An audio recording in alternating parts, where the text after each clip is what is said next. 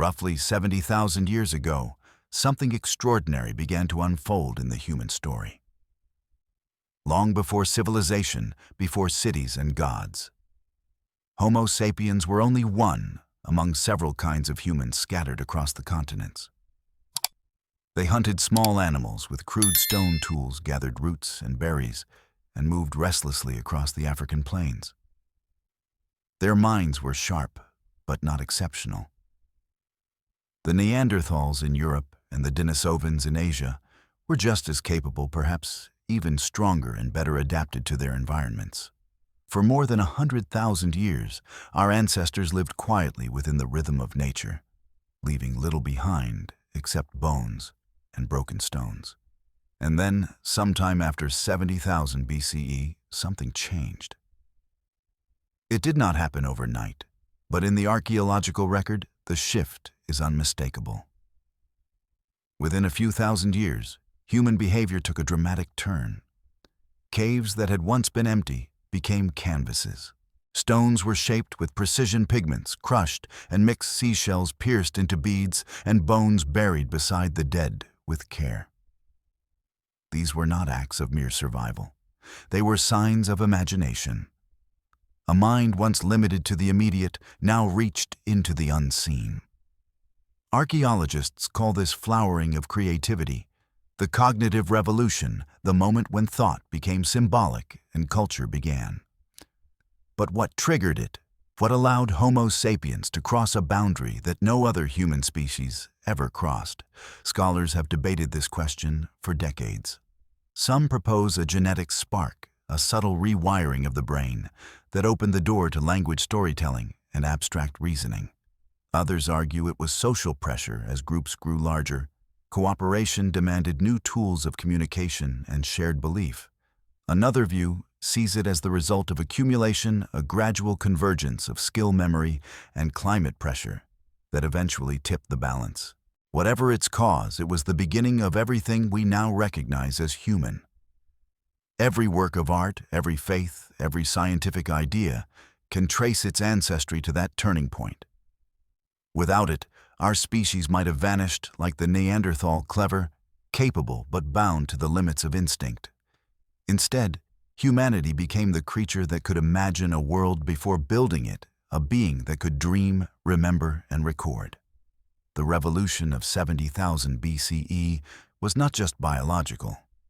It was spiritual in the broadest sense. It marked the birth of the reflective mind. To grasp the scale of this change, we must look backward to the world before imagination awakened. Picture Africa 100,000 years ago. The land was not barren, but alive with change. Seasons swung between rain and drought. Rivers widened and shrank. Herds of elephants, antelope, and massive buffalo crossed the savannas, while lions, leopards, and saber-toothed cats stalked their prey. Amid this constant motion moved small groups of humans, fragile and alert. Their lives were brief, their days uncertain. They were hunters-gatherers and scavengers. At night, they huddled around small fires, wary of predators. Their tools, flakes of stone chipped to sharp edges, could cut meat and crack bones, but little more. They lacked bows traps or the long-range weapons that later generations would invent. A failed hunt meant hunger. Infection or injury could mean death. Infant mortality was high. Few lived beyond 30 years.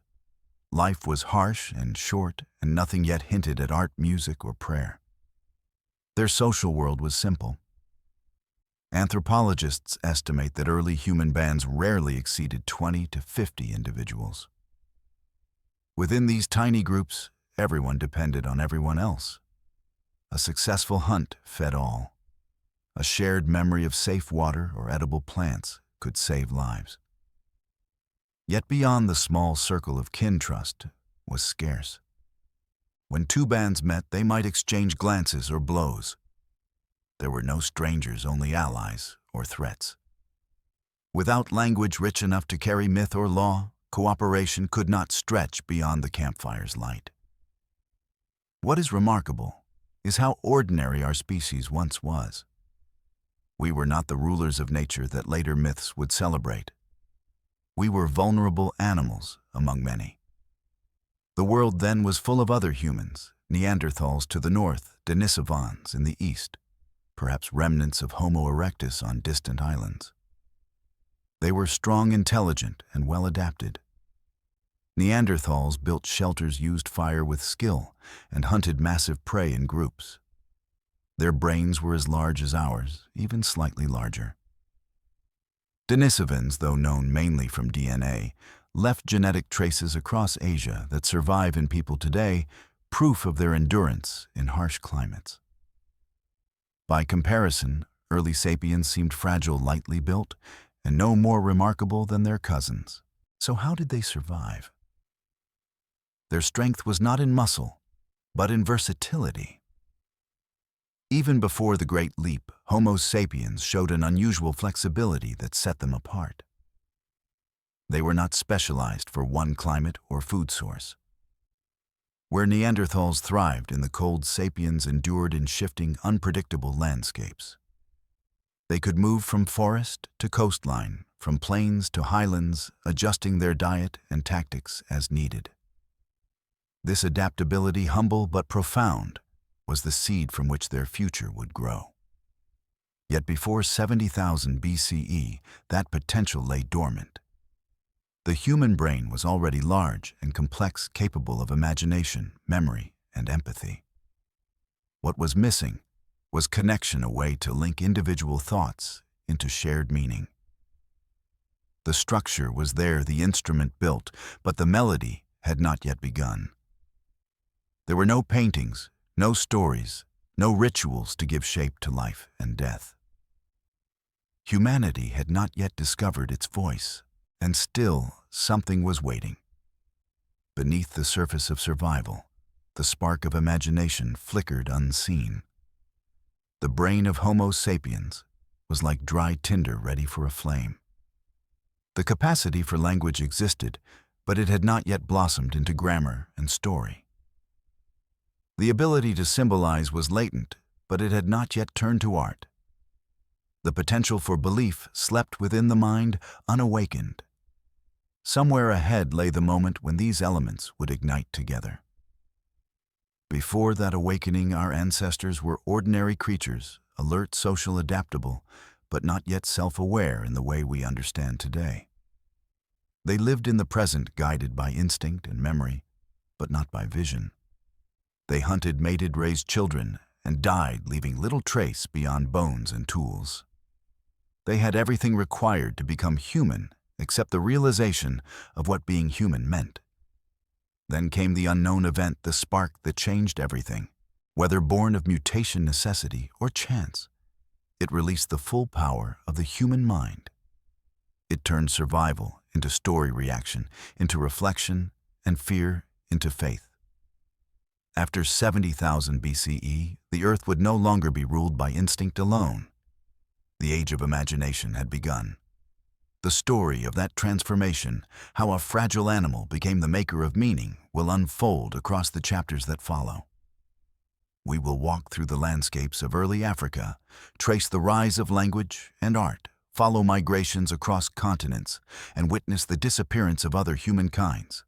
Each step will bring us closer to understanding what truly changed humanity forever.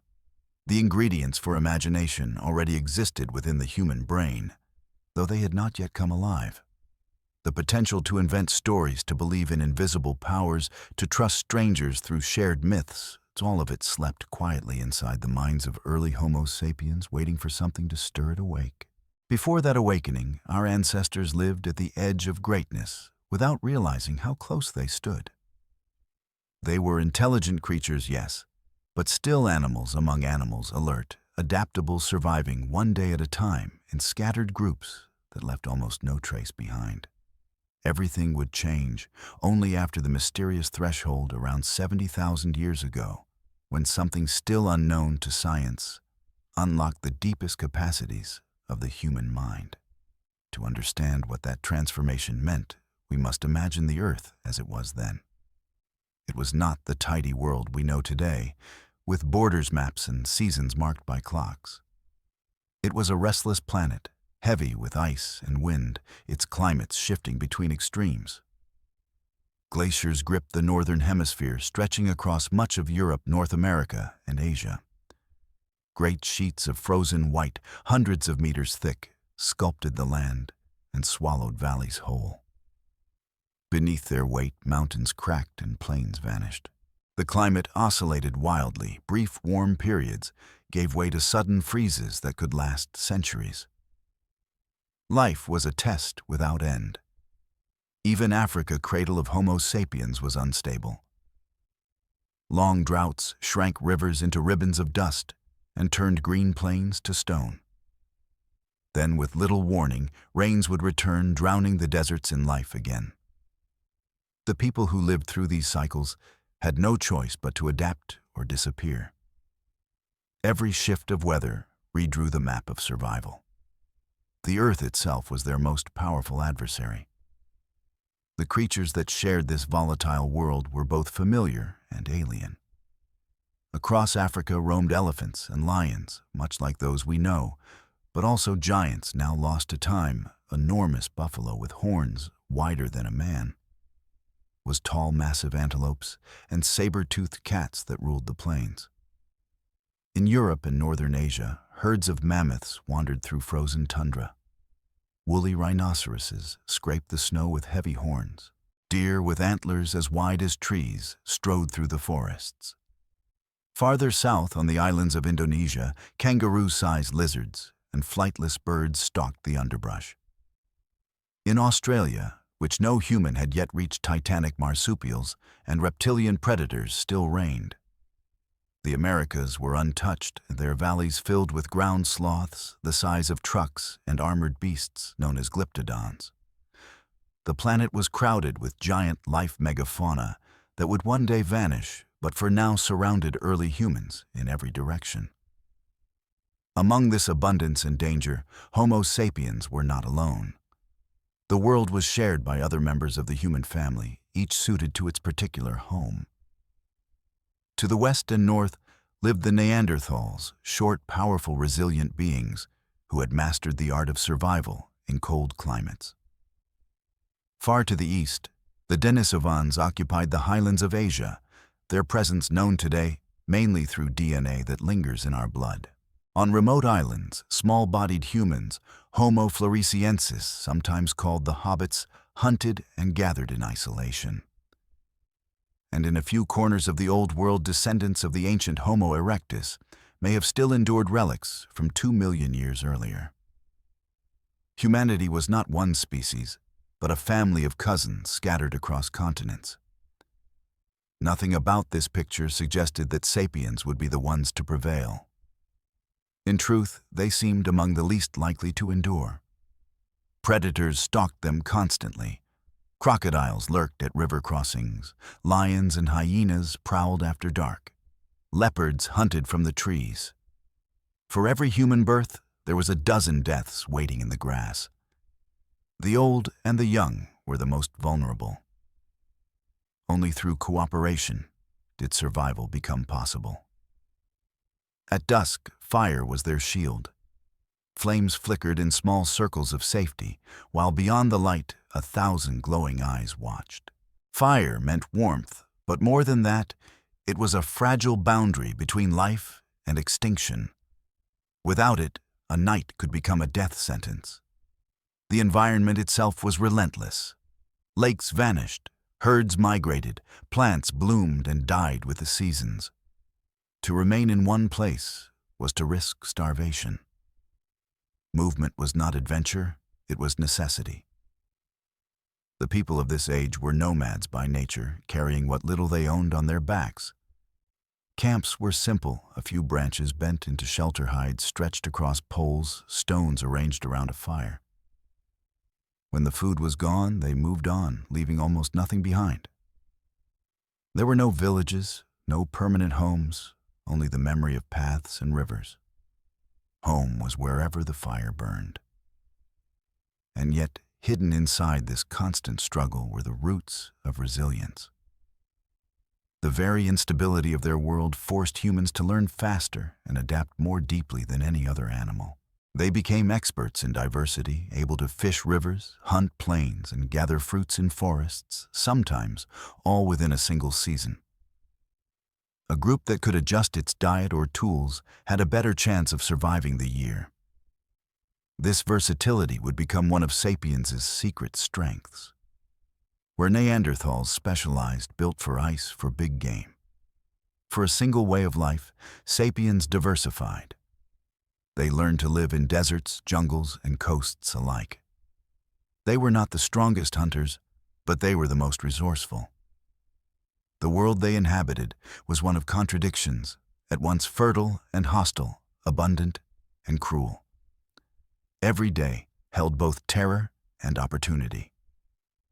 It was a theater filled not only with animals, but with other humans, each species striving to survive, sometimes side by side, sometimes in conflict. Out of this crucible of competition, climate and chance, would come the conditions that shaped the great leap forward. The pressure of this dangerous world, its constant testing, may have been what finally forged the modern mind.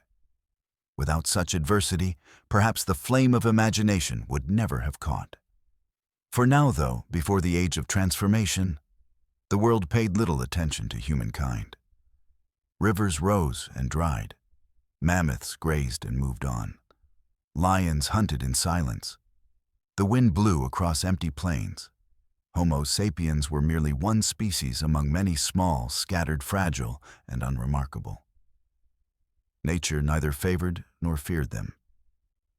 The stage was set, but the play had not yet begun. It is tempting, when we look back, to imagine our ancestors standing alone beneath ancient skies, the single actors of their time. But they were not alone. For tens of thousands of years, the earth hosted several kinds of humans at once. Some were stronger, some more specialized, some more deeply rooted in their homelands. The Neanderthals, thick-boned and steady, endured in the ice-bound valleys of Europe and Western Asia. The Denisovans thrived in the mountains farther east, surviving the cold, thin air of high plateaus.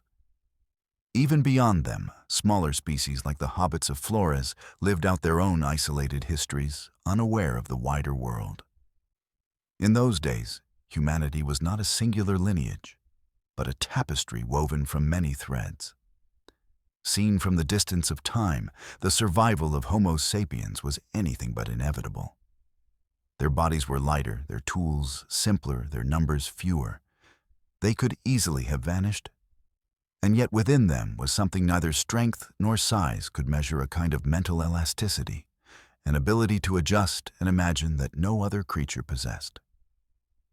That gift was still dormant, waiting for its moment. Once awakened, it would change everything, not only for them, but for the planet itself. This is where the story truly begins, a fragile species on a trembling Earth. One step from extinction, carrying inside its skulls the most extraordinary instrument evolution had ever crafted, the human brain. What mattered next was not its size or shape, but how it would finally be used. Somewhere amid the ice and fire, the long rehearsal of humanity was drawing to an end. The curtain of prehistory was about to lift. They were never beasts or missing links. They were people different in shape, but equal in mind. Long before Homo sapiens left Africa, the world already belonged to others. The Neanderthals ruled the cold valleys of Europe. The Denisovans held the high plateaus of Asia. They were not primitive shadows, but humans in full measure, with families, fire, and memory. For us, they were both rivals and relatives, branches of the same tree bending toward different suns. The Neanderthals had thrived in the Ice Age for hundreds of millennia. Their bodies were built for endurance, broad-chested, thick-boned, wrapped in muscle. Heavy brow ridges framed eyes used to the glare of snow. Large noses warmed each breath of frozen air. Inside those massive skulls rested brains at least as large as ours, sometimes larger. Measured by volume alone, they were our equals. They hunted mammoths and bison with courage, striking at close range with wooden spears hardened in flame. Their tools, what archaeologists call the Mousterian tradition, were precise and deliberate stone points, shaped for scraping hides, slicing meat-carving wood. They understood fire as both weapon and companion cooking food tempering tools, keeping predators at bay through endless glacial nights. They lived in small bands, raising children in caves draped with hides. Bones of the sick and the old show signs of healing proof that others had cared for them. Some graves even hold flowers and tools beside the dead, gestures that hint at ritual, perhaps at faith. They mourned. They remembered. Far from the caricature of the brutish caveman, the Neanderthal was a thinker, a craftsman, a protector. The Denisovans remain more ghost than flesh. Their story survives mostly in fragments, bits of bone from a Siberian cave, whispers in our DNA. Yet those fragments tell of a people spread across Asia's mountains and forests, adapting to thin air and bitter cold. Genes first traced in their remains still live in modern Tibetans, granting them the ability to breathe easily where oxygen is scarce. Their legacy endures in the blood of Melanesia, Australia, and East Asia. Whatever their appearance, they were not fossils trapped in time. They were human beings shaping lives as complex as ours. Imagine the moment when Homo sapiens met these cousins for the first time. The encounter must have felt like looking into a distorted mirror, familiar yet unsettling. A Neanderthal's face carried echoes of one's own, his voice perhaps rougher but recognizable. But curiosity mingled with fear. These meetings could end in trade or conflict, in wary distance or sudden intimacy. The record written in our genes proves that sometimes it ended in love. Every person of non-African ancestry today carries a small percentage, 1 to 2%, of Neanderthal DNA. Some peoples of Oceania and Southeast Asia carry an additional trace of Denisovan heritage. We are their continuation as much as their successors. Why then did they vanish while we endured? The answers remain uncertain, scattered like their bones. Some scientists argue that sapiens simply outcompeted them, armed with finer tools, more flexible language, and wider networks of cooperation. Others point to the instability of the climate. As the ice advanced and retreated, fragile populations of Neanderthals may have dwindled beyond recovery. Another idea is isolation. Their groups were small and scattered. Ideas spread slowly. Sapiens, by contrast, built bridges of communication across great distances, trading materials and information long before writing existed. Whatever the cause, by 30,000 years ago, both Neanderthals and Denisovans were gone, leaving only us. To call them failures would be a mistake. For hundreds of thousands of years, they endured conditions that would have broken us, winters that froze seas, predators that hunted in packs. They mastered fire-crafted weapons and survived in worlds we could scarcely tolerate. The Denisovans carved out their lives on windswept peaks. The Neanderthals walked through icebound forests and then watched the aurora blaze above the snow. They were not experiments that went wrong. They were chapters that ended. If not for the peculiar events of 70,000 BCE, the great mental awakening history might have told another story. Perhaps it would be the Neanderthals studying our fossils and wondering what strange cousins once shared their planet. Evolution writes no script, and its endings are never guaranteed. The rise of sapiens was not destiny. It was a narrow escape. The disappearance of the others is what makes our age so singular. For the first time in millions of years, one human species walks the earth alone. We live without cousins, without rivals, without mirrors to remind us that we were once part of a larger family. 70,000 years ago, humanity was a chorus of voices. Today, only one remains. When we speak of that turning point, we are not describing a single triumph of one kind of human over another, but a shift that reshaped all of humanity. Our cognitive leap and the birth of language, imagination, and shared belief did not just elevate sapiens. It sealed the fate of every other branch of our genus. The power to dream together became the decisive advantage. With myths and memory, sapiens could organize beyond the limits of blood, plan beyond the horizon, and imagine futures no one had yet seen. Those who could not do the same slowly faded into memory, leaving bones, tools, and the quiet testimony written in our genes, a shadow of the time when we were many. Yet the story of ingenuity began long before this revolution. Long before Sapiens, our ancestors had already learned to shape the world with two discoveries that changed everything: the making of tools and the mastery of fire. These were not inventions unique to us. They were the inheritance of generations stretching back millions of years. But in our hands, they would become something new, the first instruments not just of survival, but of transformation. The craft of tool making is almost as old as humanity itself. Nearly 3 million years ago in the ancient valleys of East Africa, early humans struck stones together to create sharp flakes that could slice flesh and break bone. This was the dawn of the Oldowan tradition, the first technology. Over time, skill deepened. By 7 million years ago, Homo erectus was shaping the elegant teardrop-shaped hand axe known as the Acheulean blade, its edges honed with careful symmetry. To create one required foresight, the ability to imagine a finished form inside an uncut stone, to strike at just the right angle to plan and correct. It was a small act of engineering, but a giant step in thought. For the first time, a creature could see not only what was, but what could be. By the time Homo sapiens appeared around 300,000 years ago, the knowledge of tool-making was already ancient. The earliest sapiens used scrapers, points, and cutters, much like their cousins. Yet even before the great mental leap, traces of creativity glimmered.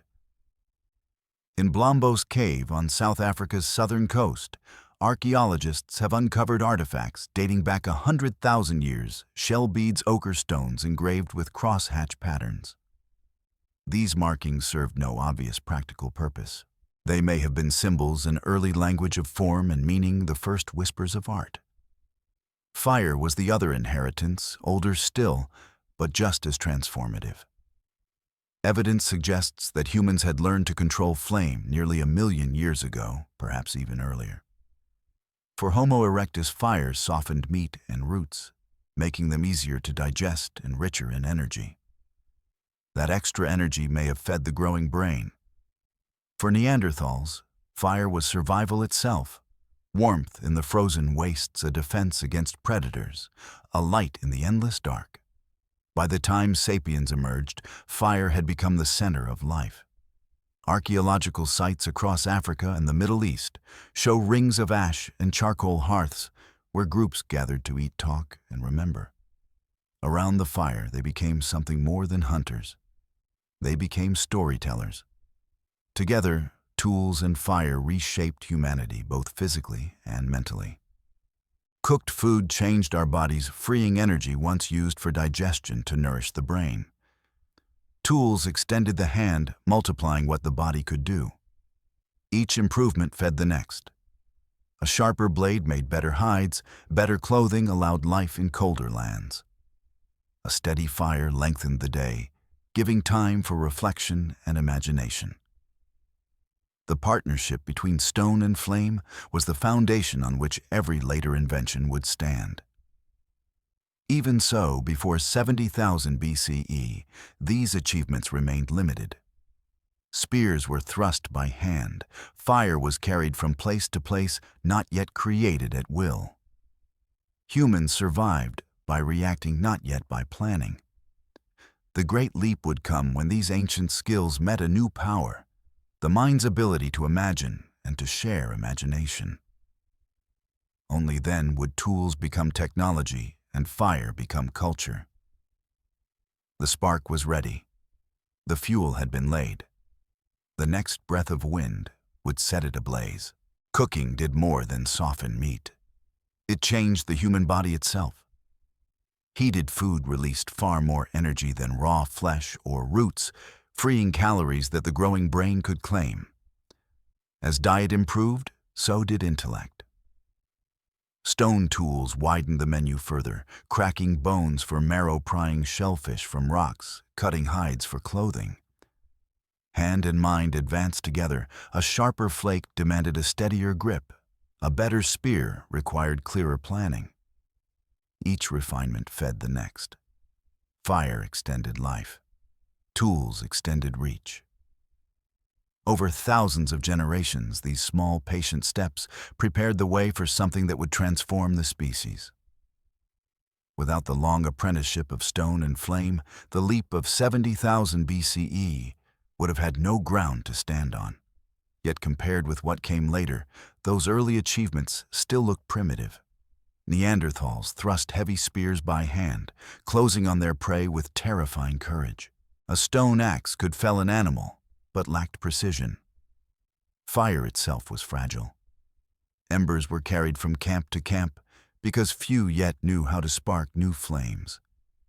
Humanity had learned to work with nature, not yet to master it. These limits mattered. They kept people dependent on the moods of climate and prey. Tools gave advantage, but not dominance. Fire gave warmth, but not safety. What changed after the mysterious turning point was not the presence of these things, but the imagination behind them. Homo sapiens began to redesign, to combine, to dream through their hands.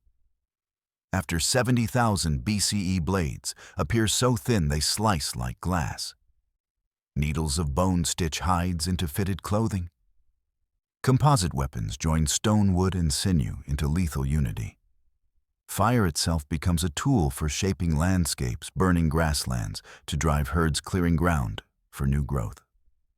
Survival technology becomes cultural technology. Those quiet companions, tool and fire, had traveled beside humanity for nearly 3 million years, shaping not only how people lived, but how they thought. Every later triumph would rest upon their foundation. The first spark struck from stone, the first axe chipped beside a river, the first hearth kept alive through a long glacial night. These humble acts were the ancestors of pyramids, ships, and rockets. The builders of Egypt and the engineers of the moon inherited their craft from nameless hands that learned to chip and burn. They could not have imagined what would come, but they lit the path toward it.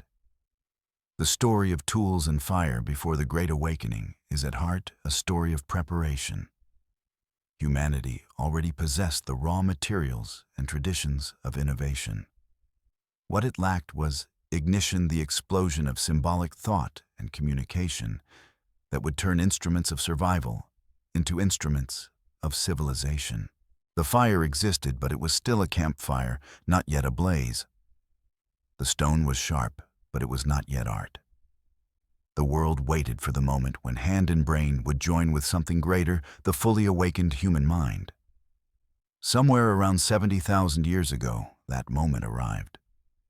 Something subtle but profound shifted inside Homo sapiens. Scholars call it the cognitive revolution, a turning point not of muscle or bone, but of thought itself. It was not a new tool or the discovery of flame. Those had long been known. Nor was it a change of body, for early sapiens were already built as we are today. It was an invisible transformation, a rewiring of how ideas formed and how they were shared. The fossil record shows no single artifact announcing it, yet its echoes appear everywhere afterward, in art, in language, in ritual, in cooperation, in migration, in the rise of society. The essence of this revolution was simple and radical. At some point, humans began to think differently. Before it, our ancestors survived through skill and instinct, communicating with gestures and a few sounds. Afterward, they began to weave stories. They invented myths, symbols, and shared beliefs that bound hundreds of strangers into common purpose. They imagined things that did not exist, spirits, rules, gods, and futures, and treated them as real. No other creature has ever done this. Even the intelligent Neanderthals lacked that peculiar faith in the unseen. The capacity to believe in fictions may sound trivial, yet it became the decisive advantage that raised sapiens above every rival. Why it happened remains one of science's deepest riddles. Some propose a genetic mutation, a microscopic change in neural wiring that unlocked grammar, metaphor, and abstraction. Others argue it was cultural, a slow build of innovations in speech art and cooperation that eventually tipped into a new mode of thought. Still others look to the world itself, shifting climates, forcing groups to rely more on imagination and collaboration. Perhaps it was none of these alone, but a convergence, the right brain, the right challenges, the right chance meeting at one moment in time. Whatever its origin, the transformation left fingerprints across continents. After 70,000 BCE, caves that had been silent for millennia came alive with image. On walls in Africa and Eurasia, humans painted animal spirals and handprints, the first permanent marks of imagination. Shells became jewelry. Ochre pigment turned skin into canvas. Small figurines carved from bone blended human and beast into mythic forms. Tools multiplied in variety blades, awls, fishing hooks, delicate needles. Burials changed too, bodies laid carefully with goods and pigments, as if the dead were travelers beginning another journey. These are not the habits of clever animals. They are signs of minds that dream, that question, that remember. The cognitive shift also transformed society itself. Earlier humans lived in tiny groups bound by personal trust, 20-50 individuals at most. After the revolution, sapiens learned to cooperate in hundreds, then thousands, united by shared stories. A Neanderthal could rely only on those he knew by face or scent. A sapiens could trust a stranger if both believed in the same totem, the same ancestor, the same unseen spirit. This new ability to form imagined communities was unlike anything in nature. Ants organized by instinct, wolves by pack hierarchy, humans organized by narrative. Consider what that meant. Every complex structure of modern life rests on this talent for shared illusion. Religion, law, economy, and government all depend on collective belief. Gold has value only because we agree it does. A nation exists only because millions accept its symbols.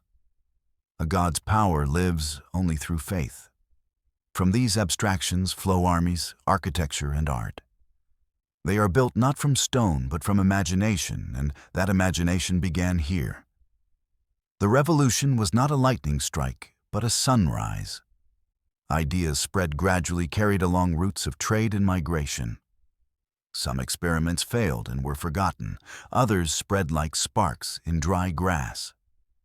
Within a few thousand years, sapiens had filled Africa, moved into the Middle East, and begun their long migration across the globe. The precise moment of awakening can never be pinned to a single artifact, yet its consequences are everywhere. The world of 70,000 BCE gave birth to the world of now. For the first time, the human mind became a creative force equal to nature itself. Thought could shape behavior. Belief could bend reality. The leap from survival to meaning had been made.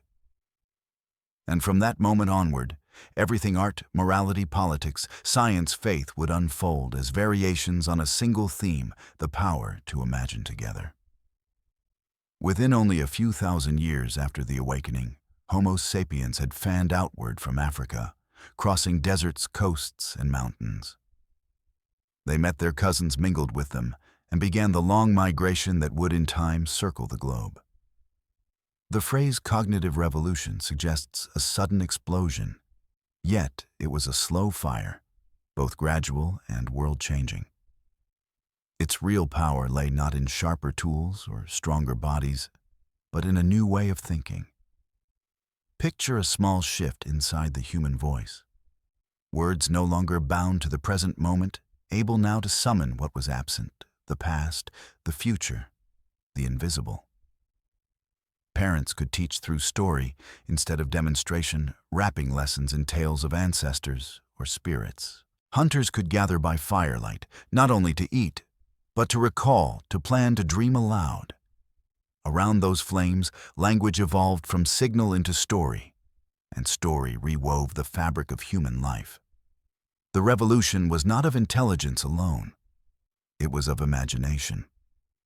The Neanderthals could reason, plan, and craft fine tools. But sapiens could picture things that did not exist and persuade others to believe as well. This shared belief in imagined worlds became the foundation of culture. From it came myth, law, art, and faith. The decisive weapon of our species was not the spear, it was narrative. A tale could unite 100 hunters or 1,000 strangers. The ability to turn imagination into collective truth was the moment humanity stepped beyond instinct. It was the first power no other animal possessed. If the cognitive revolution was the spark, language was the flame that carried it forward. About 70,000 years ago, the human mouth and mind together produced evolution's most potent instrument, speech, rich enough to describe not only danger, but meaning. This was more than a new form of communication. It was a bridge between minds. Through words, experiences could be shared, memories preserved, emotions mirrored. Thought ceased to be solitary, it became a communal force. Other creatures could communicate. Monkeys gave distinct alarm calls for leopards or snakes. Bees danced the geometry of nectar. Wolves howled to rally the pack. Even the Neanderthals may have possessed limited speech. The shape of their throats suggests they could vocalize. Yet sapiens went further. We spoke not just of what is, but of what might be. We could describe yesterday's hunt, predict tomorrow's rain, or imagine a spirit hidden in the clouds. More astonishingly, we could invent fictions that guided behavior as powerfully as any real event. The rise of true language likely unfolded over many generations. Early humans may have begun with a few fixed sounds, short calls tied to things and actions: water, danger, meat. Gradually, these merged and combined into flexible patterns: water near trees, meat after river. Once words began to link in order, grammar was born, the architecture of complex thought. With grammar came storytelling. Yesterday the herd crossed the valley. Tomorrow they will return. That single leap from isolated signals to temporal narrative opened the entire future. Planning, teaching, cooperation all depended on it. Imagine two hunting bands, one without language, relying on gesture and instinct, surrounding prey through sheer coordination. Another guided by speech, where the leader describes the terrain, assigns roles, warns of cliffs, reenacts the hunt before it begins. The second group succeeds, more often, eats more regularly, raises more children. Across centuries, such advantages reshape the species. Language turned hunting from chaos into choreography, survival into strategy. Yet the true strength of speech reached far beyond survival. It created collective memory. Knowledge no longer died with the individual. Around the hearth, one generation told the next about hidden springs, treacherous ravines, the habits of predators. A child could learn fear and wisdom from words alone, without ever facing the danger. Knowledge began to accumulate instead of vanish. Anthropologists call this the cultural ratchet: information that only moves forward, never backward. Each generation stands higher because the previous one left a verbal foundation to build upon. Language also rewired social life. In groups too large for every member to groom or know personally, words became the glue. Through talk, people could share who was generous, who deceived, who could be trusted. Gossip, far from trivial, maintained social order. The British anthropologist Robin Dunbar proposed that conversation replaced physical grooming as human groups expanded. Speech became vocal grooming, a way to maintain bonds among dozens or hundreds. In this sense, idle talk was civilization's first bureaucracy, a daily audit of trust. But language carried humanity into even deeper territory, the realm of myth. Words allowed people to discuss things unseen yet believed. The river could have a spirit, the mountain an ancestor. The stars could watch and judge. These shared fictions let strangers cooperate. Two individuals from distant bands could exchange food or marriage partners simply because they believed in the same story. From such agreements grew religion law and eventually the idea of the nation.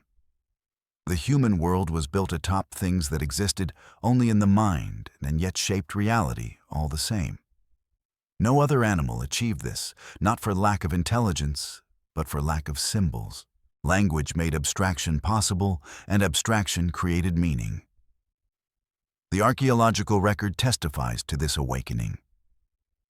After 70,000 BCE, the number of symbolic objects multiplies: beads, carvings, ochre designs, cave paintings. None were necessary for survival. They existed because people began to care about beauty and belonging. A bead was not decoration alone, it declared identity. A painting was not random mark, but message. Through shared words, symbols acquired agreement, and agreement gave them power. Without speech, a red streak of pigment is only color. With speech, it becomes the sign of blood life or divinity. Debate continues over whether Neanderthals had language of their own. Their anatomy hints at speech, and traces of symbolic behavior exist. Yet only Homo sapiens seems to have expanded vocabulary and grammar into full narrative complexity. We alone turned sound into structure, into myth, and myth into the machinery of culture. The survival of our species may have depended less on strength or intelligence than on this ability to talk, imagine, and believe together. Think of what followed from that shift. Every social order, every faith, every economy rests on agreed-upon stories. Gold's worth, a law's authority, a flag's sanctity, all exist because people consent to the same illusion. The human talent for shared fiction turned belief into architecture.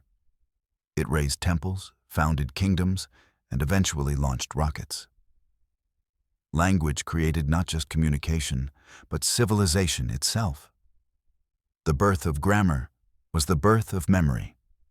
The birth of narrative was the birth of future. From that union came history. Once humans could tell what happened and what ought to happen, then they began to steer destiny instead of drifting through it. Speech made thought visible, and thought once spoken could endure beyond the speaker. The voice became humanity's first tool that left no fossil yet changed everything. The growth of language was uneven. Some groups may have reached complex speech earlier, others later. Words spread along migration routes like seeds on the wind. Each new landscape demanded new names, new metaphors, new songs. Slowly, across tens of millennia, dialects blossomed into cultures. Every word ever spoken since the prayers, the poems, the laws, descends from that ancient murmuring around a fire. When we trace the roots of humanity's dominance, we find no single weapon, no single invention. Only this, the story. The ability to weave imagination into reality, to tell a tale, and make others live within it. Through language, Homo sapiens became a collective dreamer, able to build worlds first in mind, then in matter. The revolution of the tongue transformed evolution itself. Every poem, every anthem, every law, every theory, every whispered confession of love descends from one ancient source, the birth of language.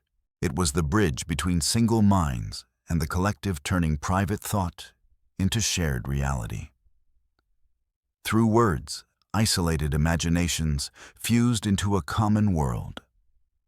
That bridge carried humanity from small, fragile bands on the African plains to a species that would reshape the planet. Each sentence we speak today, each argument, song, or story, is an echo of those first sapiens who found power in sound and meaning. Once their mouths began to shape words, the world itself changed. With language, humanity learned not only to survive, but to create. If speech was the spark that united thought, then art and symbol were the first visible flames. Around 70,000 years ago, something appeared in the archaeological record that no tool or weapon could explain: objects made not for utility, but for significance. Beads carving shells stained red with ochre walls painted with animal life. The first signs that the human mind had stepped beyond function into imagination. These artifacts were unnecessary for hunting or shelter, yet they spread across early communities as if essential to existence. They revealed that Homo sapiens were not only problem solvers, but meaning makers able to build worlds of beauty and belief. The earliest examples are humble but profound. In South Africa's Blombos Cave, archaeologists unearthed pieces of ochre, engraved with deliberate cross-hatched patterns dated to roughly 75,000 years ago. The lines serve no practical use. They are pure abstraction, an idea made visible. Nearby shells pierced for stringing hint at necklaces or charms, the first expressions of identity. A bead whispered, "I belong. I remember. I believe." From those beginnings in Africa, a wave of symbolic creation radiated outward. After sapiens reached Europe, the cold stone chambers of the continent became their canvases. At Chauvet-Lascaux and Altamira, walls erupted with color and motion: bison surging across the rock lions, mid-stride mammoths outlined in torchlight. Even after tens of millennia, their artistry still astonishes. Shading, perspective, and movement reveal not accident, but mastery. These were not idle decorations. Many scholars believe the images were part of rituals, perhaps a way to influence the hunt, to summon success through representation. Others see them as storytelling tools, teaching the young about the beasts they depended on. Whatever their purpose, they were acts of imagination, transforming pigment, light, and stone into vision. Symbolism soon expanded beyond animals. Small figurines appeared delicately carved from bone, ivory, or stone. Among the most famous are the so-called Venus figures, with rounded bodies and exaggerated features found from France to Siberia and dating back 40,000 years. Their meanings remain mysterious: fertility, motherhood, protection, divinity. Some may have been charms, others idols, perhaps even portraits of ancestors. Their creators are gone, but the impulse behind them is unmistakable. The desire to give form to invisible ideas. The rise of art and symbol reshaped society. A painted body, a bead necklace, a carved emblem could signal who one was and where one belonged. Shared marks on cave walls reminded groups of common stories. Objects used in rituals could transform gatherings into sacred events. These visual languages created cohesion among people who might never have met, before binding clans into tribes, tribes into cultures. They were the first flags, the earliest totems, the forerunners of every cross-crescent and corporate logo that would follow. Art also transformed imagination from private to public. Before this, visions lived only inside the mind. Now they could be shared, debated, and preserved. A child gazing at a painted horse could learn not only the animal's form, but its meaning and myth. A figurine could embody belief long after its maker's death. Symbols became vessels for memory, thoughts made durable. In that sense, art was the first form of writing, the earliest archive of the human spirit. Only sapiens achieved this. Other animals dream, a few even use simple tools, but none produce symbols detached from immediate need. To carve, to paint, to adorn is to declare that survival alone is not enough. Through art, humans reached for immortality. A bead or a mark on stone could outlive its creator, carrying a fragment of consciousness forward through time. It was as if the species had learned to leave messages for the unborn. These creations also touched the sacred. Burials with grave goods suggest faith in an existence beyond death. Cave scenes depicting creatures half human, half animal hint at myths of transformation and spirit. The line between imagination and religion, blurred for both, required belief in what could not be seen.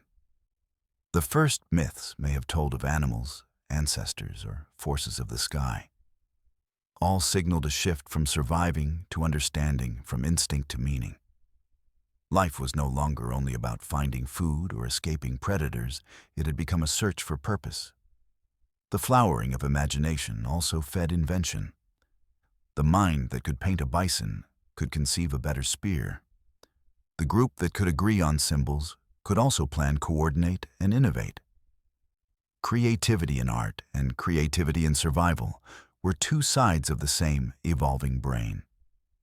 The same vision that saw spirits in the clouds could also envision new tools, new strategies, new forms of living. The symbolic revolution was therefore not decoration, it was adaptation. To imagine was to adapt faster. As sapiens spread across the continents, art traveled with them. Each community developed its own style. But the pattern was universal. Wherever humans went, imagination left its trace. Beads in Africa, carvings in Europe, pigments in Asia, engravings in Australia, the same impulse expressed through different hands. Symbols were not luxuries. They were necessities of mind. They gave structure to memory, identity to groups, and continuity to culture. They defined what it meant to be human and distinguished us from every cousin species that had come before. Even now, in every signature, every song, every painted wall, the echo of that first symbolic fire still burns. It reminds us that the earliest artists were not decorating their world, they were inventing it.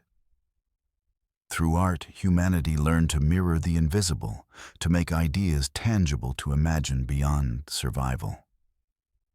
From those first ochre lines to modern alphabets and equations, the thread remains unbroken.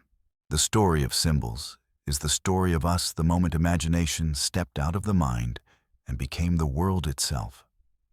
Art and symbol were never luxuries. They were tools for survival strategies, for endurance. A shared story could knit a tribe together. A carved emblem could strengthen belonging. A painted wall could teach, inspire, or comfort. These creations gave our ancestors courage against danger and meaning against despair. They did not just make life bearable, they made it powerful. When we look at the ochre beads of Blombos or the bison galloping across the walls of Chauvet, we are not merely seeing ancient decoration. We are witnessing the birth of culture itself, the moment imagination became a collective force. From that point onward, humanity began to live in two worlds, the physical one of stone, bone, and weather, and the invisible one of symbols and belief. Once imagination entered the human story, there was no turning back. By 70,000 years ago, Homo sapiens had already taken the first steps of a journey that would encircle the planet. We often think of migration as a modern phenomenon, tied to borders and nations. But for our ancestors, movement was existence. To follow herds, to chase seasons, to seek water or shelter, mobility was life itself. The story of humanity is in essence the story of motion, a restless species expanding from a single homeland to every corner of the earth. The cradle of our kind was Africa. For nearly 200,000 years, humans thrived across its grasslands, forests, and coasts. But the continent was not constant. Ice Age cycles beyond its borders altered rainfall and temperature, bringing alternating ages of abundance and famine. When lakes dried and herds vanished, small bands of sapiens faced starvation. Necessity pushed them outward. Archaeological traces show that as early as 120,000 years ago, a few groups had crossed the narrow gateway of the Middle East, though those early pioneers faded. Only around 70,000 years ago, coinciding with the cognitive leap, did migration accelerate into something unstoppable. The route of that exodus was likely the Bab el-Mandeb Strait, the slender channel linking Africa to Arabia at the southern edge of the Red Sea. During periods of low sea level, the crossing spanned only a few kilometers. With simple rafts or by following coastal shallows, humans could have made the leap. Once across, they entered the harsh deserts of Arabia, but imagination and cooperation turned adversity into opportunity. From there, pathways opened in every direction, north into the Levant east, through Persia and India, farther still into the islands of Southeast Asia, and eventually to the distant shores of Australia. This expansion was no march of conquest. It was a slow drift of families and clans over generations, following game and memory. Each step into new territory brought strangeness, new climates, new animals, and sometimes new kinds of humans. In the Levant, they met the Neanderthals, who had long called those valleys home. In Asia, they encountered the Denisovans, mountain dwellers hardened by thin air. Some meetings ended in conflict, others in intimacy. The proof still lives within us. Every person outside Africa carries a small percentage of Neanderthal DNA, and many across Oceania carry traces of Denisovan blood. Migration was not just the movement of bodies, it was the weaving of lineages. The pace of expansion seen from the distance of time is breathtaking. Within only a few thousand years, sapiens had spread through South Asia, reaching the islands of Indonesia. By 65,000 years ago, they stood on the shores of Australia, having crossed stretches of open sea dozens of kilometers wide, a feat demanding ingenuity and planning far beyond instinct. By 45,000 years ago, they had entered Europe, living alongside and eventually replacing the Neanderthals. By 30,000 years ago, they had reached Siberia, braving subarctic winds. And sometime around 15,000 years ago, perhaps earlier, humans crossed from Asia into the Americas, either by a land bridge over what is now the Bering Strait or by hugging the Pacific coast. In less than 60 millennia, a blink in geological time, Homo sapiens had spanned the world. Why did our species succeed where others did not? The answer lies in adaptability.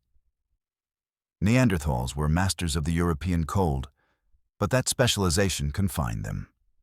Denisovans thrived in Asia's highlands, yet rarely beyond. Sapiens, however, could learn any environment. In deserts, they traced hidden water. In forests, they read the movement of leaves. On coasts, they gathered shellfish and learned to fish. Language and cooperation let ideas travel faster than bloodlines. A clever hunting trick or new tool invented in one valley could spread through stories to another hundreds of miles away. Knowledge became a migrating force of its own. This adaptability changed both humanity and the planet. As sapiens entered new regions, evolution fine-tuned them to local light and weather. Skin tones shifted with the strength of the sun. Genes borrowed from Neanderthals and Denisovans added resistance to cold, immunity to disease, and tolerance for high altitudes. The human body became a living record of migration, shaped as much by encounter as by inheritance. But the transformation worked both ways. Wherever humans went, landscapes changed. Great beasts that had survived countless ice ages began to vanish soon after sapiens arrived. In Australia, giant marsupials and enormous flightless birds disappeared within a few millennia. In the Americas, mammoths, mastodons, and ground sloths followed. Whether through overhunting fire or climate stress, human presence was the tipping point. The spread of sapiens marked the beginning of a new geological force, a species capable of altering entire ecosystems. Yet for those first wanderers, this was not conquest, but survival and discovery. Imagine stepping into a world with no maps, no stories to guide you. Each horizon was a mystery. Every valley might hide predators or promise food. The night sky was the only compass. The tales told around the fire were the only guidebooks. Still, they walked generation after generation, carrying embers, memories, and hope. Their footprints traced the first global narrative, an epic not written on paper, but in sand, ice, and gene. In this sense, the Great Migration was humanity's first epic poem. It was sung in footsteps, carried in blood, and remembered in myth. The stars became signposts, the wind a messenger. Across mountains, coasts, and frozen plains, people moved, survived, and remembered. By the time they had filled every continent, humanity was no longer a local phenomenon. It was planetary. That was the true turning point, the moment the species ceased to belong to a single place and began to belong to the Earth. When we look around today, billions of us speaking thousands of languages, building cities on every continent we are living in, and the echo of that journey begun 70,000 years ago. Every border crossed, every culture born, every song sung beneath a different sky stems from that first migration.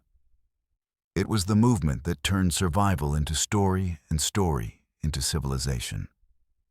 The world our ancestors entered was immense, untamed, and full of both beauty and danger. To most creatures, it was a wilderness. To Homo sapiens, it was possibility itself. Armed with imagination, language, and courage, they began to move. And once they moved, they never stopped. As they spread across continents after 70,000 BCE, they made a startling discovery: the Earth was already inhabited. Other kinds of humans lived there, each shaped by its own landscape, each with its own strengths, its own way of life. The story of our expansion was not simply one of exploration, but of encounters, meetings that would decide the fate of every branch of the human family. Those encounters were never simple. They carried every shade of human experience: rivalry and alliance, curiosity and fear, violence and tenderness. They left traces not only in the soil, but in our very blood. The first and best known of these meetings was with the Neanderthals. These powerful humans had ruled Europe and Western Asia for more than 300,000 years before Sapiens ever left Africa. Their bodies were broad and muscular, their bones thick, their lungs and noses large for the freezing air of the Ice Age.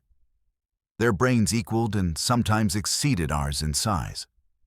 They were expert hunters, clever tool makers, and resilient survivors of the coldest climate on Earth. When Sapiens first crossed into their territory some 45,000 years ago, the stage was set for one of the most remarkable intersections in history. For decades, scientists imagined it as a simple tale of replacement, clever newcomers displacing lumbering primitives. But modern evidence has rewritten that story. The Neanderthals were anything but crude. They cooked food, used fire, deliberately crafted precise stone tools, and buried their dead with care. Traces of pigment and jewelry suggest they too practiced symbolic art. They were not a doomed remnant, but a thriving people, until contact with us changed the balance forever. Within a few thousand years of Sapiens entering Europe, the Neanderthals were gone. What ended them remains debated, but most scholars see a combination of conflict, climate, and absorption.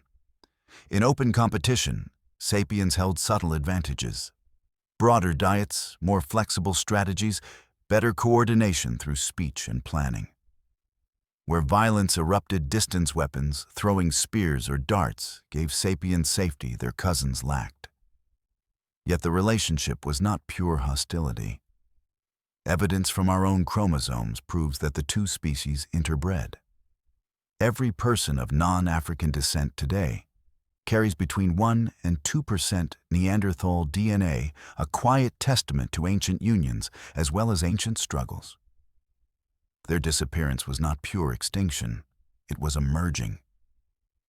Farther east lived another lineage, the elusive Denisovans. Known from only a few bones and teeth found in a Siberian cave, they were for a long time ghosts in the fossil record. Yet their genes tell a richer story. People in modern Tibet, Melanesia, and parts of Southeast Asia still carry Denisovan DNA, including variants that help blood absorb oxygen in thin mountain air. This means that long ago, sapiens and Denisovans not only met but mingled, and that some of their adaptations live on in us. Those meetings were not merely biological. They were evolutionary collaborations. The inheritance of their genes made our species hardier, better suited to every altitude and climate on Earth. Other encounters are more mysterious. On the Indonesian island of Flores, fossils tell of a diminutive species, Homo floresiensis, nicknamed the hobbits. Barely a meter tall, they hunted and cooked in isolation until roughly 50,000 years ago. Whether sapiens ever met them remains unknown, but if they did, the meeting was brief. By the time humans fully colonized the region, the little islanders were gone. Across the globe, other lineages may have flickered briefly in the deep forests or highlands, leaving behind only fragments of bone and the faintest echoes in our DNA. By the end of these wanderings, as the map of humanity had changed forever, one by one our cousins disappeared. Neanderthals, Denisovans, the hobbits of Flores, all gone. Only Homo sapiens remained to carry the torch. The reasons for our survival, while others vanished, are still debated, but a few patterns stand out. The first was flexibility. Neanderthals were specialists in the cold, Denisovans in the mountains, the hobbits in the islands. Sapiens adapted to everything, snow and jungle, desert and coast. Our diets were broad, our shelters inventive. We could switch strategies faster than climate could change. The second advantage was connection. Where other humans lived in scattered pockets, sapiens built vast social networks through language and shared myth. Cooperation could extend beyond kin, linking hundreds or thousands in trust. Stories, symbols, and rituals united strangers into common cause. While a Neanderthal band might number a few dozen sapiens, communities could trade, plan, and learn across distances unimaginable to their cousins. In a harsh and shifting world, this ability to coordinate at scale proved decisive. Numbers also played their part. As sapiens spread, our populations grew while isolated groups of other humans dwindled. Contact competition and interbreeding gradually absorbed them into us. The world of many humans became the world of one. Yet to see this merely as triumph is to misunderstand it. These were not enemies conquered, but relatives absorbed. We are not pure sapiens.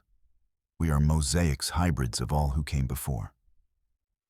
In every cell of our bodies linger traces of those other humans, their endurance, their ingenuity, their strength. When a Tibetan breathes easily atop the Himalayas or a European resists ancient diseases, we are witnessing their legacy. The extinction of the others was not absolute. It lives within us. Imagine one of those first encounters. Two groups meeting in a valley, both weary from travel, watching each other through firelight. Their faces are unfamiliar, yet recognizably human. Did they speak, gesture, share food? Did fear harden into violence or soften into curiosity? Did love cross that invisible line between species? The evidence cannot say. But we can be sure those meetings were deeply human, uncertain, emotional, alive with possibility. They were the moments when our story merged with all the others and when something precious was both gained and lost. The vanishing of our cousins marks one of the great thresholds in history. When they fell silent, Homo sapiens became the only surviving branch of a once diverse human tree. The planet that had echoed with many voices now heard one.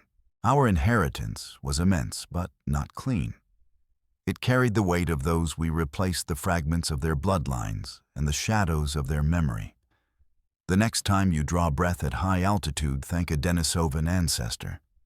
The next time you marvel at art or technology, remember that the Neanderthals once lit their own fires beneath the same stars. The Great Migration, then, was more than a trek across landscapes. It was the weaving together of humanity itself. Encounters defined us, tested us, reshaped us. They gave us new genes, new ideas, and new stories. They marked both endings and beginnings. Once the earth held many kinds of humans. Now it holds one kind composed of them all. We are the sum of every meeting, every exchange, every lost lineage that became part of our own. By the time Homo sapiens had spread across Africa, Asia, and Europe, the age of many human voices had ended. The stage of prehistory that had once hosted Neanderthals, Denisovans, and the little people of Flores had narrowed to a single actor. The others faded, leaving their echoes in our cells and our myths. And so the question that haunts every scientist and storyteller remains, why us? Why did one fragile species endure when the rest, no less intelligent, no less human, disappeared? The answer is complex, woven from biology, culture, environment, and chance. But to explore it is to uncover what makes us who we are, the traits that allowed our ancestors to survive when all others fell away.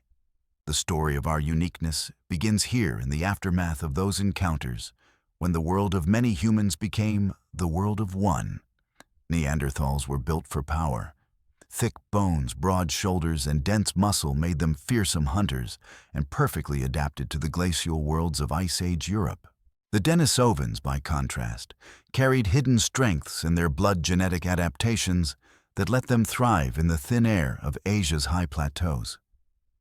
Each species had mastered its own environment. But Homo sapiens had a different kind of mastery. We were generalists. While others specialized, we improvised. Our diets stretched wider, our hunting strategies shifted faster, our habitats changed more freely. A Neanderthal clan might rely almost entirely on mammoths or bison living and dying with the herds. When those animals migrated or perished, so did the hunters who followed them. Sapiens could eat almost anything: fish, birds, roots, nuts, shellfish, fruit. We invented hooks, traps, nets, and baskets, opening new sources of food where none had existed before. This flexibility became our survival code. While others were bound to narrow ecological niches, we could live from equator to tundra, coast to highland. Where one world ended, another began for us. Adaptability was our first advantage. Cooperation was our second. All humans lived in groups, but sapiens changed what a group could mean. Through language and shared myth, we learned to trust people we had never met. Neanderthals might fight shoulder to shoulder with 24 kin. Sapiens could gather hundreds, even thousands, under a common story. With numbers came resilience. Large networks preserved knowledge, pooled resources, and offered safety in times of famine or conflict. A tale told by one band could warn another of danger far beyond the horizon. Rituals, symbols, and songs allowed scattered families to recognize each other as part of the same whole. No other human species ever achieved that scale of unity. Innovation gave us a third edge. After 70,000 BCE, the archaeological record shifts sharply. Tools diversify and refine. Blades become longer, thinner, and sharper. Needles appear for stitching hides into fitted clothing. Spears evolve from thrusting weapons to projectiles that could kill from a distance. Fire, once a camp necessity, becomes an instrument for reshaping landscapes, burning fields to attract grazing animals, clearing forest for travel. Yet the true distinction was not in any single invention, but in the speed of invention itself. Sapiens learned how to learn. A clever trick discovered in one valley could be shared across others through words and imitation. Knowledge no longer died with its inventor. It accumulated layer by layer like snow building on a mountain. Other humans made tools. Sapiens made progress. When we met our cousins Neanderthals, Denisovans, perhaps others, the balance was rarely even. We competed for the same rivers and forests, the same prey, the same shelter. Over centuries, the outcome tilted our way. It was not a war of extermination, at least not in any deliberate sense. There is little sign of organized violence between the species. More likely, the competition was slow, constant, and relentless, a battle of endurance fought through winters, famines, and migrations. In each generation, more sapiens survived, and more of the others vanished. By the time their children's children looked up at the stars, the difference had become irreversible. Climate, too, chose its favorites. Between 70 and 30,000 years ago, the planet swung wildly between warm and frozen ages.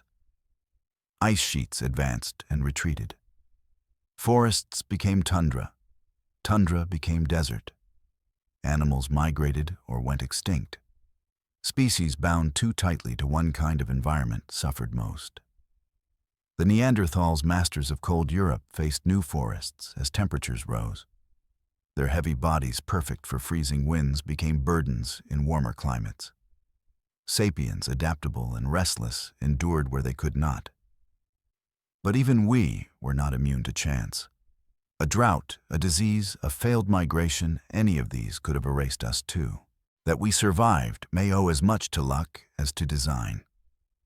Amid all these forces, climate, diet, cooperation, invention, one element bound them together: culture.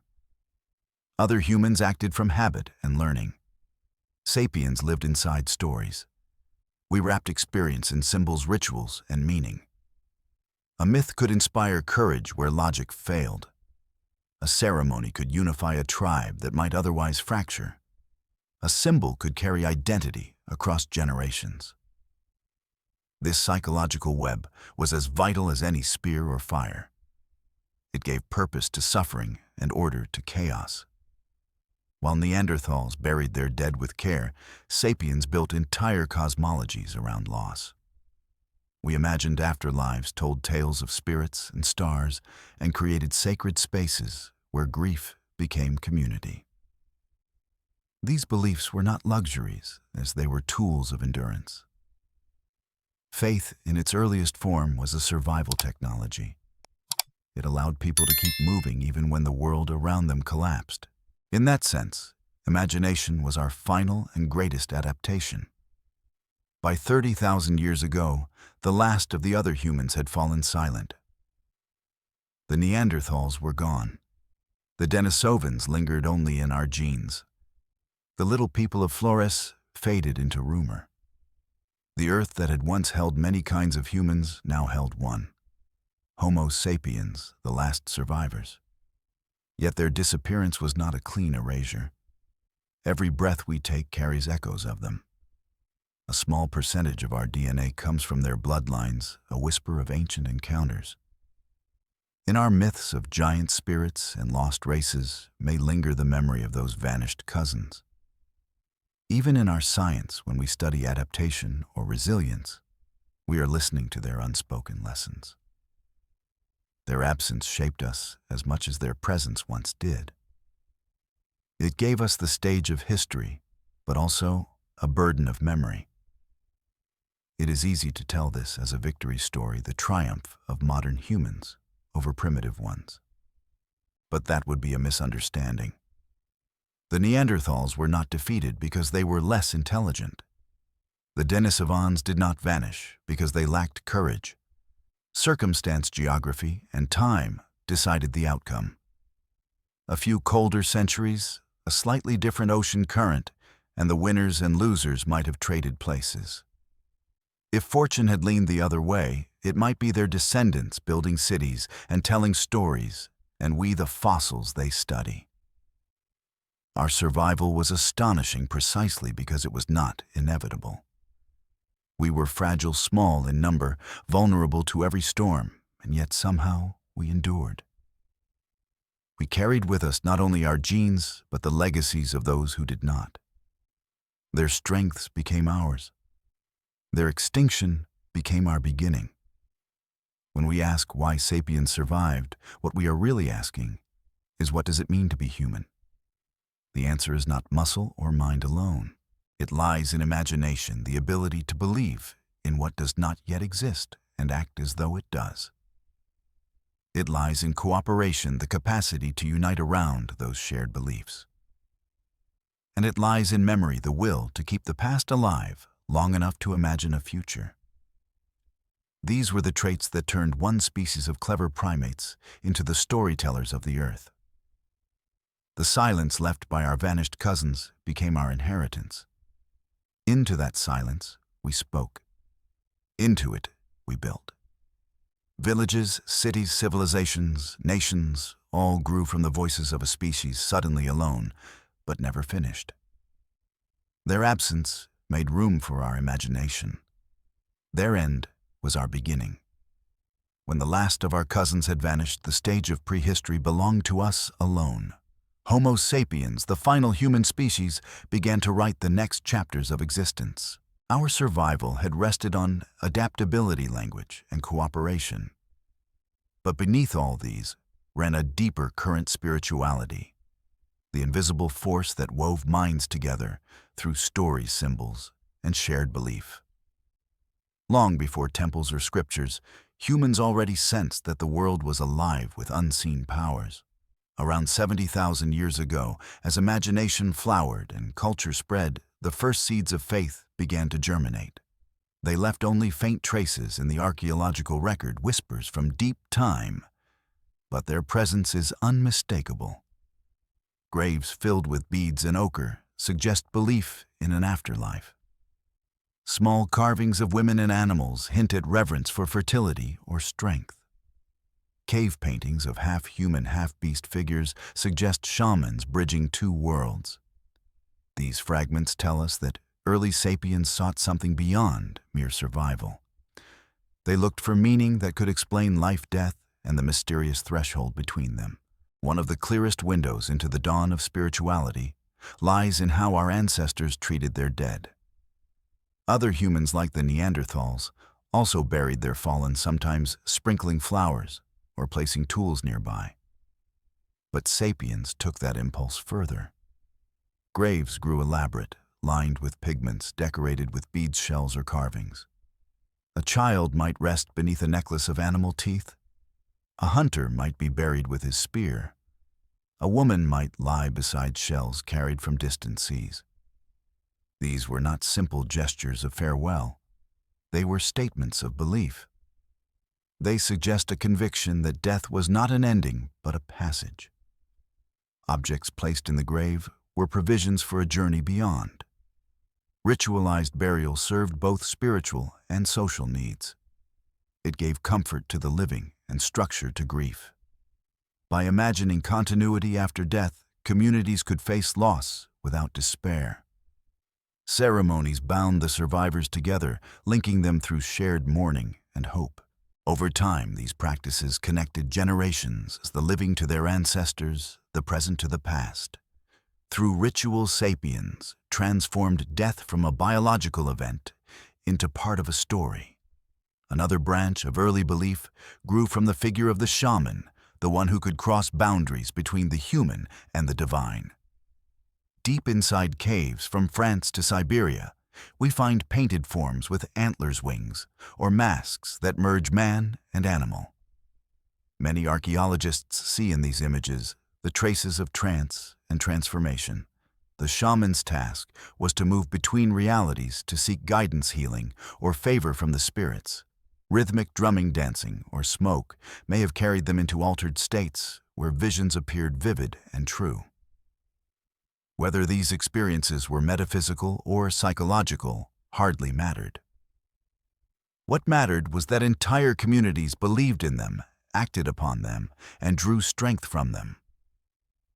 The shaman embodied imagination at its most potent. He or she offered explanations when reason failed, hope when disaster struck, healing when medicine was scarce. Through these intermediaries, the invisible world became part of daily life. Their power rested not on weapons or authority, but on trust, on the shared belief that meaning could be spoken into existence.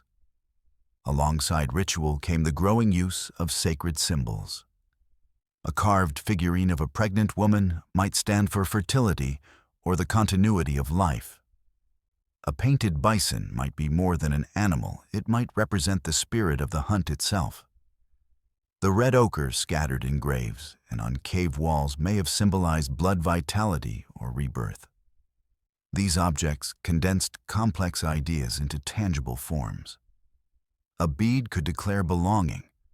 A figurine could embody a myth. A painting could turn a dark cavern into holy ground. Through symbols, spirituality became portable. It could travel with people as they migrated, surviving long after ceremonies ended. In every region, Sapiens entered sacred art, followed beads in Africa, ivory carvings in Europe, ritual figurines in Asia. Each was a physical echo of an invisible conviction. Spirituality was never only about the supernatural, it was a social technology. Shared belief gave tribes cohesion. If a community saw a river as sacred, its members protected it together. If they believed ancestors watched from the stars, they behaved honorably under unseen eyes. Faith created invisible contracts of cooperation. Myths taught morality not as rule, but as story. Greed, deceit, or betrayal became not just dangerous, but sacrilegious offenses against the cosmic order. In this way, spirituality disciplined and united societies long before written law. The first divine figures likely grew from the natural world, the spirit of the hunt, the mother who gives life, the sky that brings rain, the fire that warms. These were not distant gods ruling from the heavens, but intimate forces woven through daily experience. As imagination expanded, so did their pantheons. The storm became a willful being, the sun gained a name, fertility took on form. But the essence never changed: humanity reaching beyond itself, finding purpose in what could not be seen. Modern minds sometimes treat religion as illusion, a poetic mistake. But for early sapiens, it was profoundly practical. Ritual calmed fear. Story gave courage. Belief turned chaos into comprehension. In the unpredictable world of the Ice Age, these mental frameworks could mean the difference between endurance and despair. When drought struck, it was not meaningless catastrophe, it was a trial to survive. When lightning split the sky, it was not terror, but communication. Myths offered pattern and purpose, where none was visible. Spirituality also strengthened the group. Rituals synchronized emotion. Shared myths inspired cooperation. Sacred symbols created trust among strangers. Even if the spirits were imagined, the results were real: hope, unity, perseverance. In this sense, faith was an early form of technology, one that worked not on matter, but on the mind. By the end of the Ice Age, these first intimations of belief had spread through every population of sapiens. The graves, the carvings, the ochre, the chants, they were the roots from which all later religions would grow. The mother figures of Europe foreshadowed future goddesses. The sky spirits of Africa and Asia prefigured divine fathers and storm gods.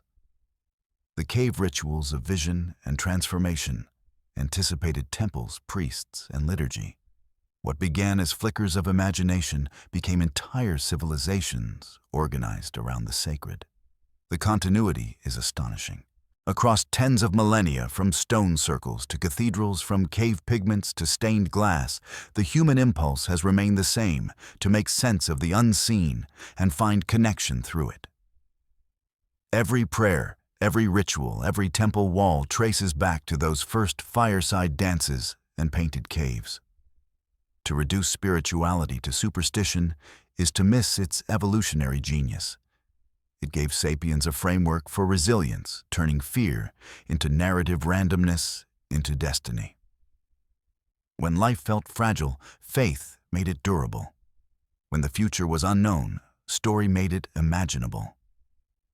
Spirituality became an internal ecosystem, protecting the mind the way skin protects the body. It taught that existence, however brief, belonged to something larger. By 70,000 BCE, those first beliefs had already begun shaping the species that would one day build pyramids, compose symphonies, and send machines beyond the stars. The sacred was humanity's first shared language, a code older than words, carried in dance, color, and song. It united strangers, healed divisions, and gave purpose to suffering. The same imagination that once saw spirits in the wind would later see gods in the heavens and principles in the universe.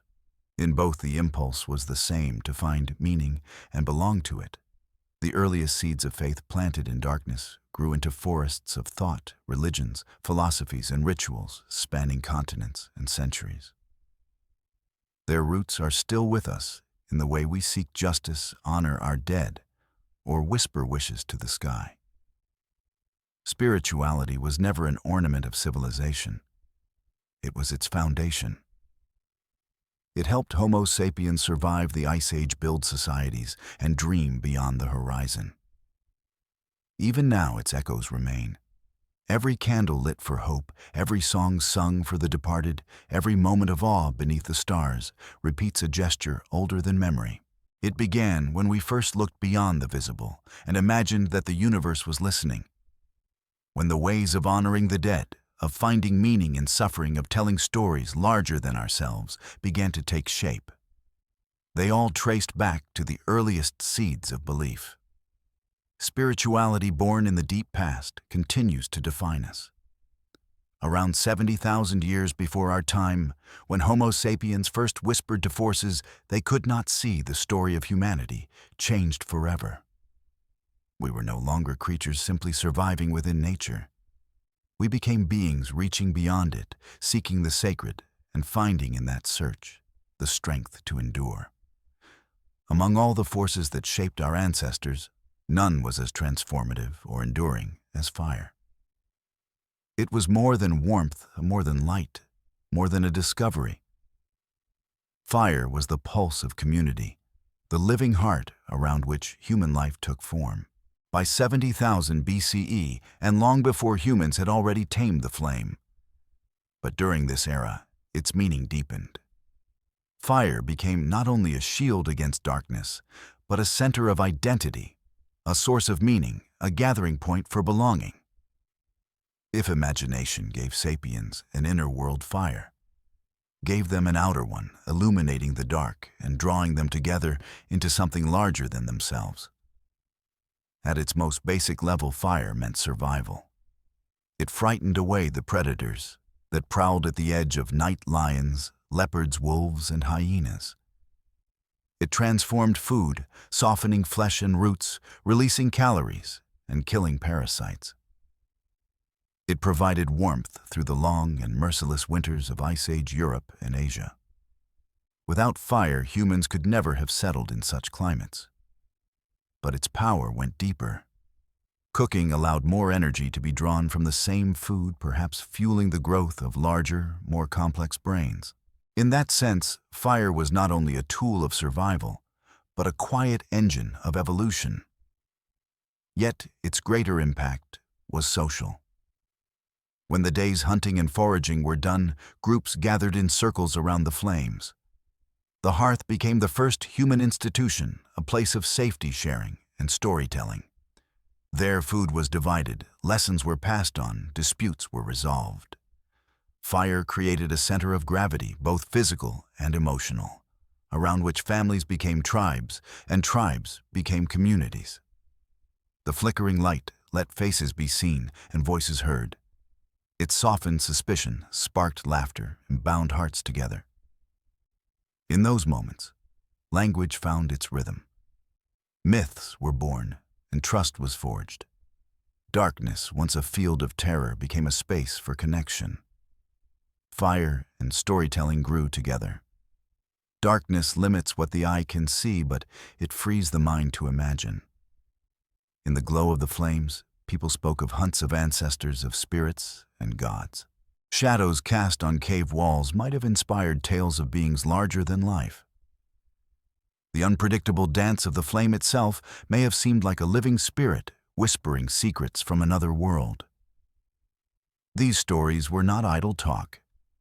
They preserved knowledge, taught caution, rewarded bravery, and stitched identity into the fabric of each group. A child listening beside the fire was learning how to survive, how to hope, and how to belong.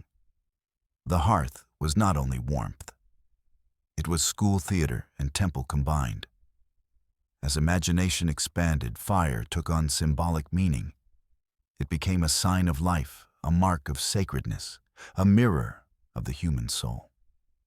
Later civilizations would make it divine. The Greeks told of Prometheus stealing it from heaven. Hindus kept it at the center of ritual. Zoroastrians enshrined it in temples. These myths likely echo a memory that reaches back to the deep past, when fire first became something more than flame.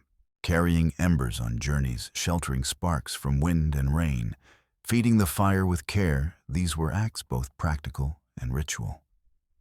The flame demanded attention and discipline. In return, it offered warmth, safety, and light. It was a partnership that bound humanity to something both fragile and eternal. Fire also demanded cooperation. Someone had to guard it through the night, someone to gather wood, someone to pass it on when the tribe moved. No single person owned it.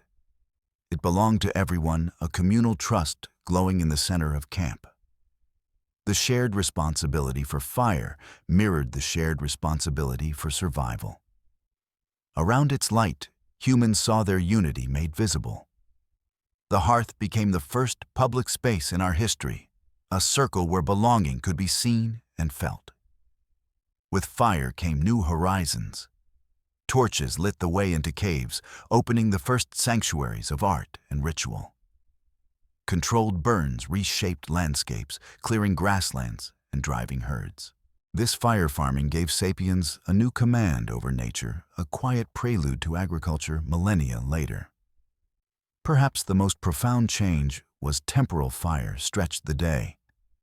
With light after sunset, people gained new hours for work talk and reflection. What had once been time for fear and silence became time for invention. More hours meant more words, more imagination, more connection. Night became the womb of creativity. By 70,000 years ago, fire was no longer merely a tool, it was part of who we were.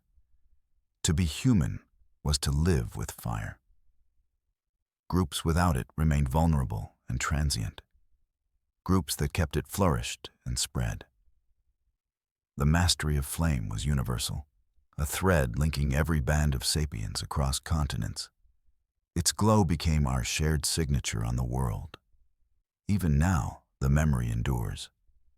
We still gather around fires and hearths and festivals around campfires beneath the stars.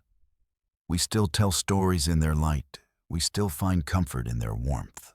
Fire is no longer our only defense against the dark, but it remains our oldest mirror, reflecting not only our faces, but the first moment we learned to gather, to speak, and to dream together. We still see in the flame a symbol of life. Fire is no longer essential for our survival, yet it remains vital to our imagination, a living memory of the nights when it first drew us together. The hearth gave humanity more than warmth. It gave us belonging. It was the first architecture, the first circle of community, the first sacred space. It shaped how we ate, how we gathered, how we spoke, how we believed. Without it, there would have been no great migration, no expansion into the cold, no flourishing of imagination. When we picture our ancestors huddled close to the fire as darkness pressed around them, we are looking at the crucible of humanity itself. The hearth was the stage where language deepened, cooperation solidified, and spirituality was born. Fire did not just change our environment, it changed us. It gave us warmth and wisdom, safety and storylight and life. It was the first home of humankind, and in some sense, it still burns within us today. When we trace the long road of human history, one era shines brighter than the rest. Around 70,000 years before the present, humanity crossed a threshold that no creature had crossed before. Before this turning point, Homo sapiens were clever animals, toolmakers, firekeepers capable of survival but bound to nature's limits. Afterward, they became something else, beings of imagination, myth, and language capable of shaping not only their surroundings, but also themselves. This was the moment that transformed humanity forever, a world remade not by muscle or bone, but by mind. The changes that followed were subtle yet sweeping. With new cognitive powers, humans began to paint, carve, trade, and travel. They learned to live in two realities, at once the physical world of bodies and the invisible world of symbols. A handprint on a cave wall was no longer just pigment. It was identity, presence, and claim. A bead strung on a cord was not simply decoration, but a statement of belonging. A story told around a fire was more than entertainment, it was the invisible glue of social order. Humanity had crossed into a new mode of existence, the symbolic.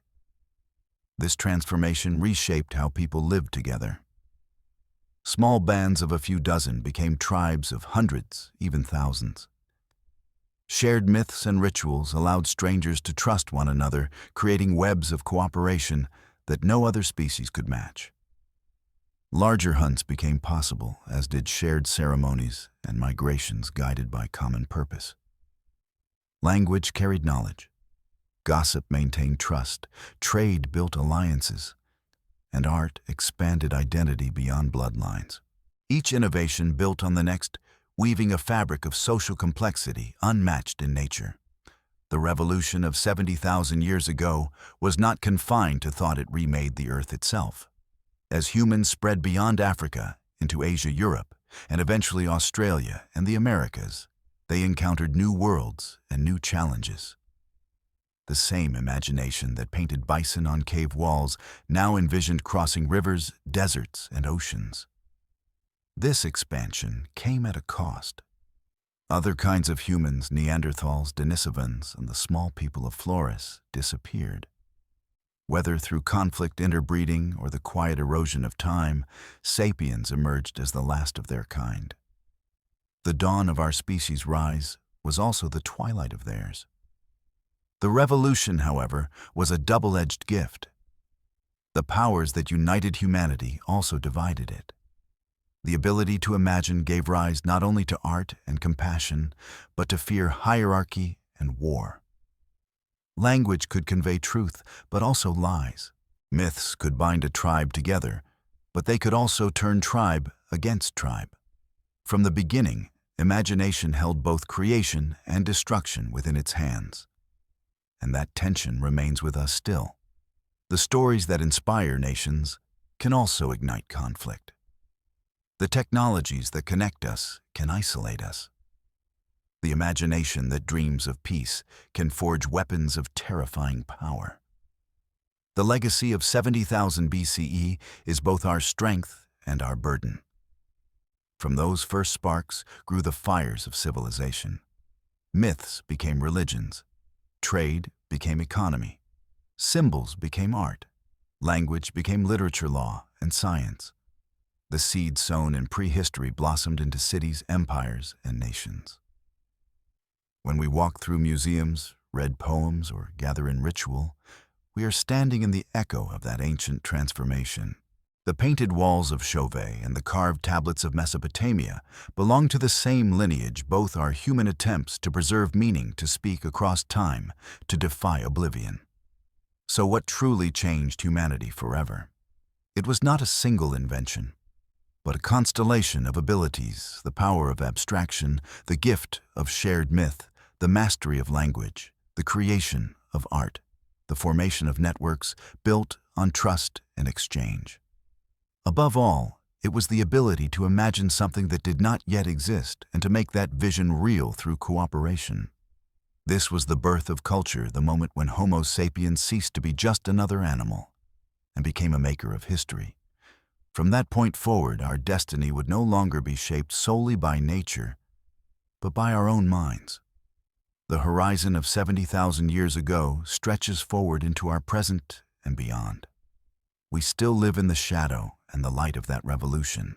Every religion, every nation, every economy, every act of art or science is an echo of those first myths and first words spoken in the dark. And the question that faced our ancestors still faces us now: what stories will we choose to tell? The myths of the past gave us identity, cooperation, and progress, but also division and destruction. The myths of the future will determine whether we survive our own power. The revolution of 70,000 BCE is unfinished. It is not only our history, it is our responsibility. The imagination that once bound a few hunters into a tribe must now bind billions into a species capable of living together. The turning point of 70,000 BCE was not a single spark, but the beginning of a flame that still burns. We are the descendants of storytellers, painters, traders, and believers. Their gifts built the world we know. Fragile, flawed, but endlessly inventive, we are the living continuation of that first awakening. As long as we tell stories, paint visions, exchange ideas, and believe in something greater than ourselves, the revolution of 70,000 years ago is not over. It lives within us. It is us.